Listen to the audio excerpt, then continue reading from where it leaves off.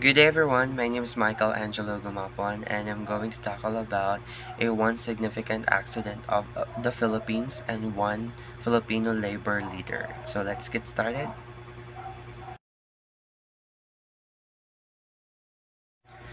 The Battle of Mactan on April 27, 1521 was a pivotal moment in the Philippine history, marking the first recorded resistance against foreign rule when Ferdinand Magellan and his Spanish forces sought to subjugate the island and impose their influence. Dato Lapu-Lapu and his warriors stood their ground, refusing to be conquered. Unlike other chieftains who submitted to Spain, Lapu-Lapu defied the invaders, engaging in a fierce battle that led to Magellan's death. This decisive victory shattered the notion of European invincibility and cemented Lapu-Lapu's legacy as the Philippines' first national hero.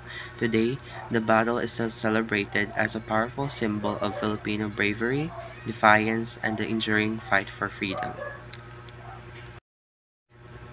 Crispin Beltran is a fearless champion of Filipino labor rights, dedicating his life to uplifting workers and fighting against oppressive policies. As a leader of Kilusang Mayo Uno, or KMU, and later a congressman, he tirelessly pushed for fair wages, job security, and better working conditions. His activism led to multiple arrests, first under Ferdinand Marcos martial law and later in 2006 under Gloria Macapagal Arroyo, reflecting his role as a relentless government critic.